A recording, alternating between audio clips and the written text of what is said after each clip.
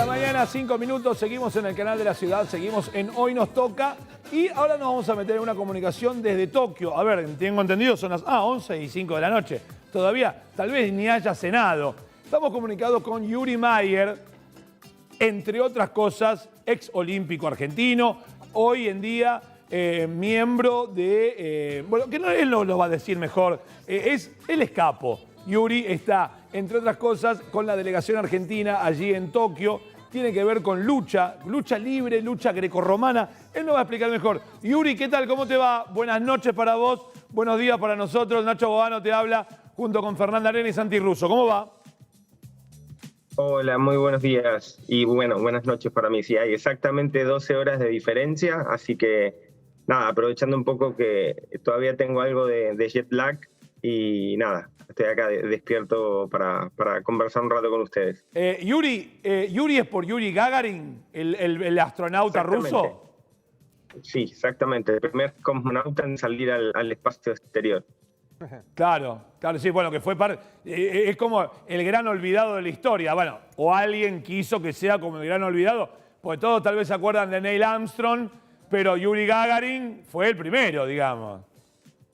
Fue el primero en salir al espacio, exactamente. Después de la prueba que hicieron tanto los soviéticos como los americanos con Laika, que fue el perro, y claro, el chimpancé que mandaron los americanos, Yuri Gagarin fue el primer hombre, el primer humano en salir de la estratosfera, por así decirlo. Yuri, vamos... Y la Tierra. Metámonos en los juegos. ¿Cuándo la lucha ya está teniendo sus competencias? ¿Falta todavía? Nosotros arrancamos el 1 de agosto. Estamos haciendo lo que es el changeover, todo lo que viene a ser estamos utilizando el mismo estadio que utilizó Taekwondo, o sea, estamos desmontando todo lo que fue Taekwondo y armando el escenario de lucha. Mañana tenemos el primer ensayo de todas las instalaciones. Así que nada, acá la verdad que muy contento. Estos juegos se hicieron esperar mucho, muchísima ilusión y sueños de por medio de casi 11.000 atletas alrededor del mundo.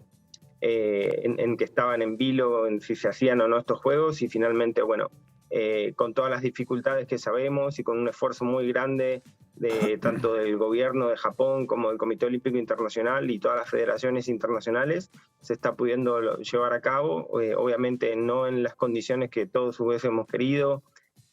Son los juegos muy diferentes en cuanto al ambiente, el entorno, está todo muy diferente, muy aislado. Pero bueno, nada, dadas las circunstancias, tenemos que estar muy agradecidos de que se están pudiendo llevar adelante y nada, por lo que va, si bien hay algunos casos de COVID, obviamente la burbuja es muy estricta. Ya simplemente al llegar a Tokio, antes de llegar tenés que pasar por 3 tests, después te testean absolutamente todos los días. Creo que somos en este momento la población más controlada y más testeada del mundo, claro, en términos logísticos y todo lo que tiene que ver con la cantidad de controles, testeos y también todo lo que tiene que ver con la temperatura y demás. Así que nada, contentos de poder estar acá y sumar mi parte para que se puedan realizar estos juegos. Yuri, la delegación argentina en lo que tiene que ver con lucha, ¿con cuántos atletas fuimos? ¿En qué categorías? ¿Y cuándo es que van a competir? La delegación argentina está compuesta solamente por Agustín Destribats en los 65 kilos. Es una clasificación histórica. Argentina no tenía un representante en la rama masculina desde Atlanta 96.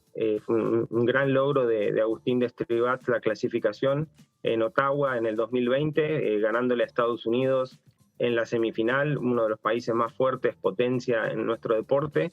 Así que nada, muchísimas expectativas. Yo obviamente tengo que jugar un papel neutral en todo esto de la organización, pero bueno, obviamente que por dentro voy a estar hinchando por Agustín y ojalá llegue lo más lejos posible. Yuri, cuando uno analiza el presente de las diferentes disciplinas para la Argentina, cuando no se consigue un objetivo, por ahí muchos desde el desconocimiento o conocimiento en sí dice, bueno, estuvieron mucho tiempo parados durante la pandemia. Y la verdad que uno lo dice como si nosotros solos hubiésemos estado guardados casi un año sin poder salir a entrenar. Cuando hablo de nosotros, hablo de los atletas argentinos.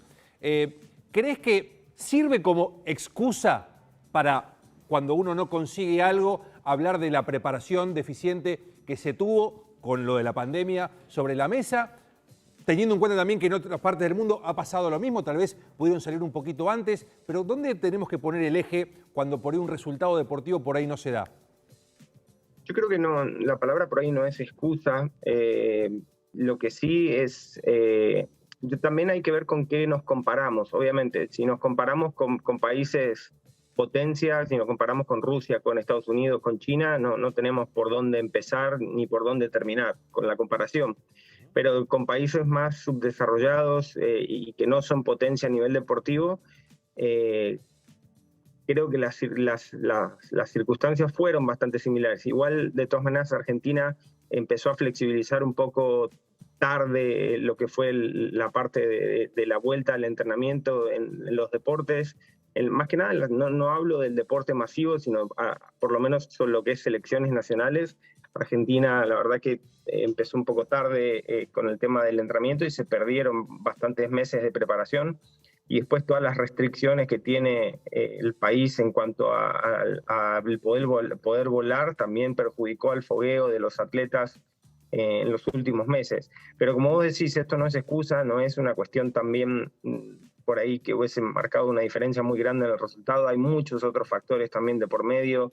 La inversión, hoy por hoy, el mayor sponsor que tienen los atletas amateurs en Argentina es el ENART, y el ENART lamentablemente tiene un presupuesto, si lo comparás con, no te estoy hablando de vuelta con países potencia, pero si lo comparás con países de la región como Chile, como Colombia, como México, como Brasil, el presupuesto nuestro se devaluó muchísimo, obviamente también junto con la moneda. Acuérdense que todos las inversiones que se hacen en campos de entrenamiento, en competencias, es todo en dólares, y al tener un presupuesto en pesos, bajó muchísimo el presupuesto del ENAR, y bueno, hubo que hacer magia en cuanto a la preparación de los atletas para llegar de la mejor manera posible.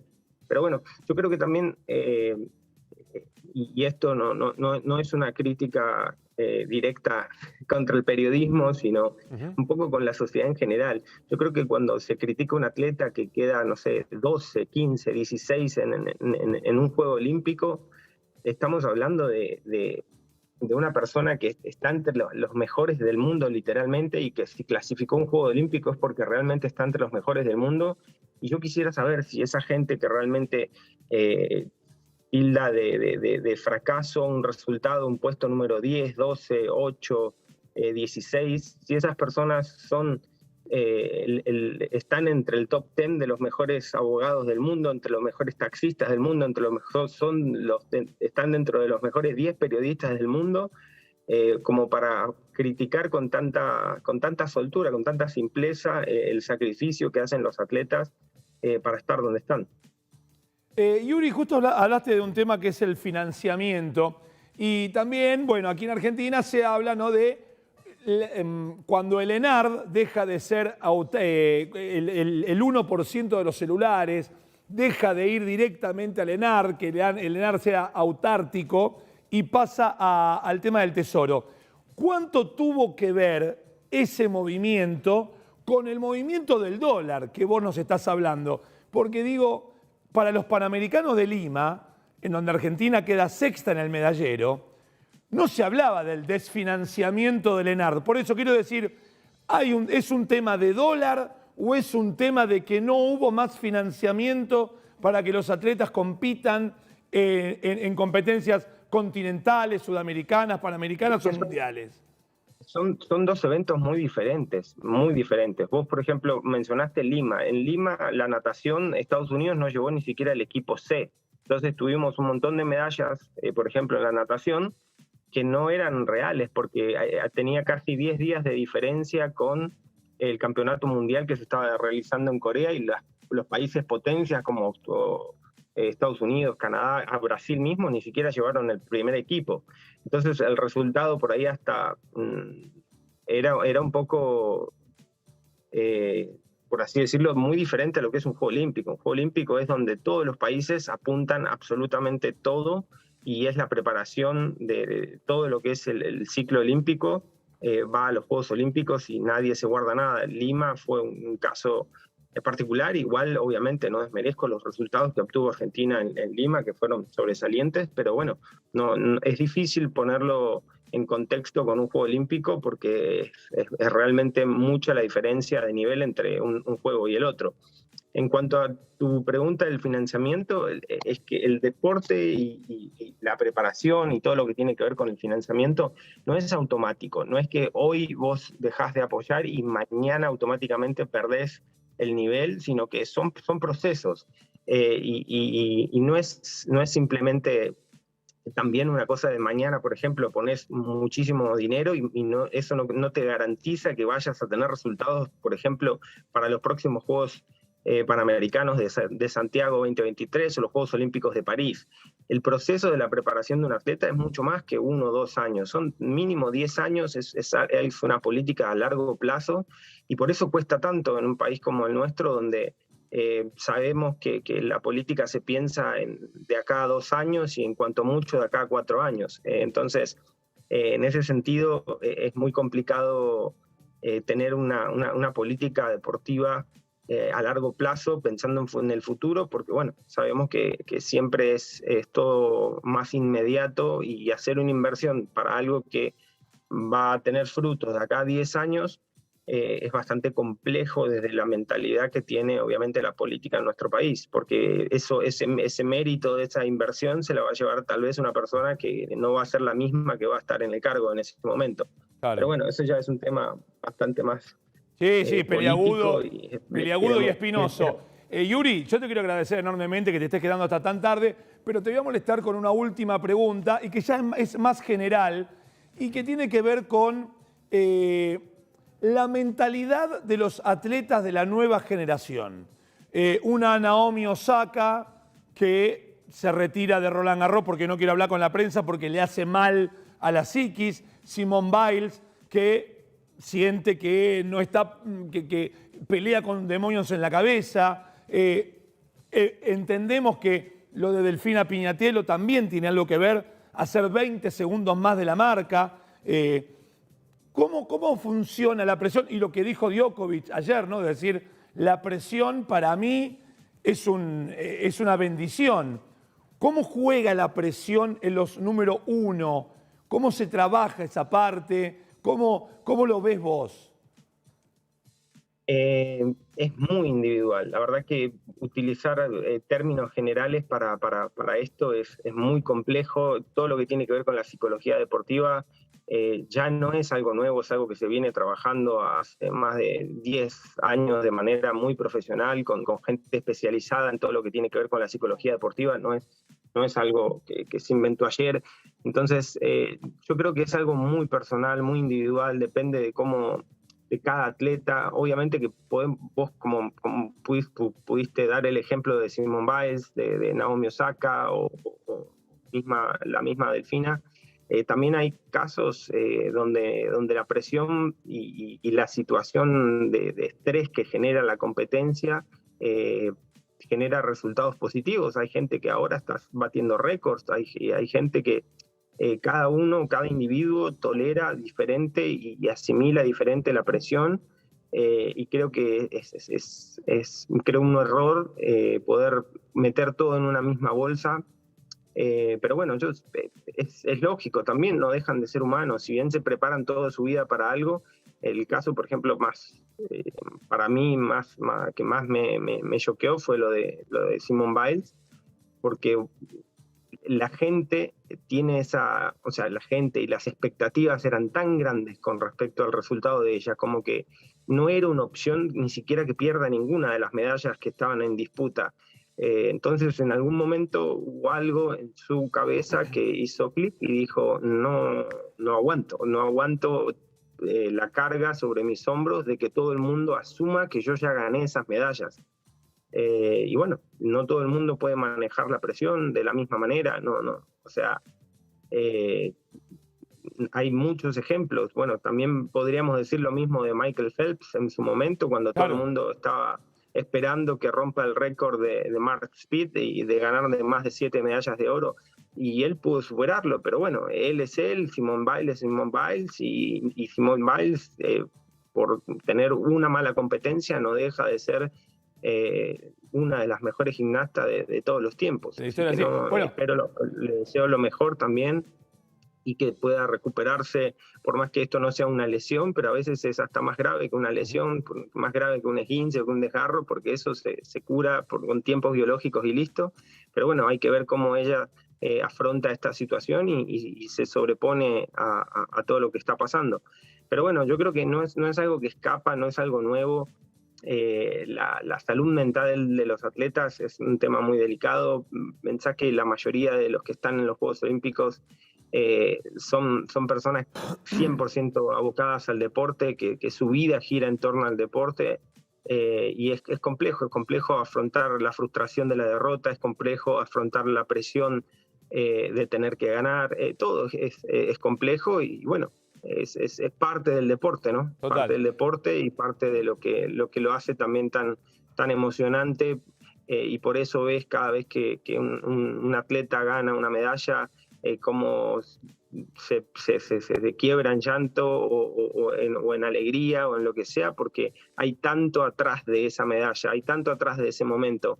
La medalla en el cuello te dura 30 segundos, pero lo que te costó ganar esa medalla y el esfuerzo y todo lo que hiciste para llegar ahí, la verdad que es muy, muy grande. Entonces es una situación bastante compleja. Yo no creo, no veo la necesidad de generar una tendencia de, como vos decís, de los nuevos atletas en cuanto a la cuestión esta emocional. Yo creo que siempre pasó, por ahí la exposición fue distinta, por ahí no. Simone Biles tranquilamente pudo haber dicho, no, mirá, me duele el tobillo y por eso no puedo competir, pero bueno, ella se animó a decir, no estoy mentalmente bien como Yuri, para competir.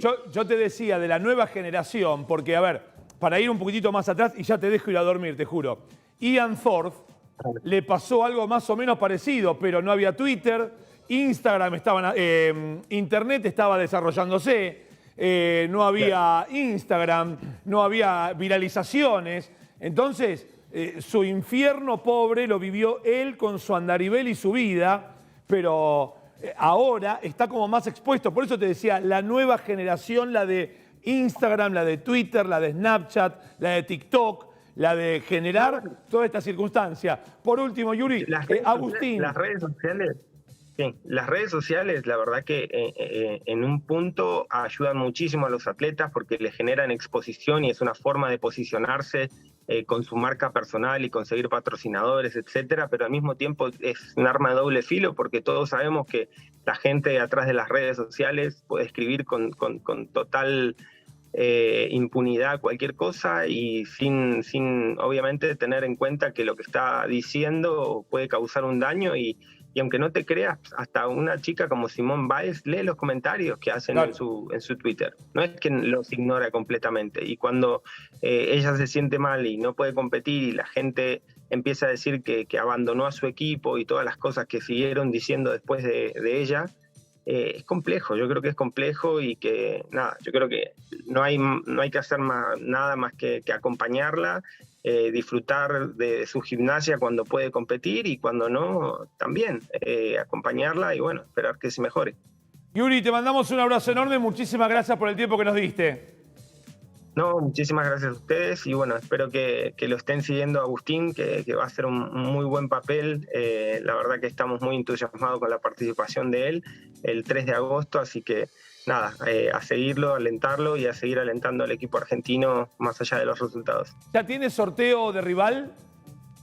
No, el sorteo se hace el día anterior. Ok. Así que de eso también es clave también para claro, las llaves y el grupo. Sabemos que en nuestro deporte el dominio de los países soviéticos es muy fuerte, así que bueno, esperemos evitar un poco los rusos y nada, que pueda avanzar un poco en la llave. Abrazo enorme, Yuri, muchísimas gracias. No, gracias a ustedes, saludos. Yuri Meyer, entonces allí desde Japón, haciéndonos un balance de algunas de las principales dudas que teníamos con Santi y con Fer antes de empezar este programa. Ahora sí, 11:25 de la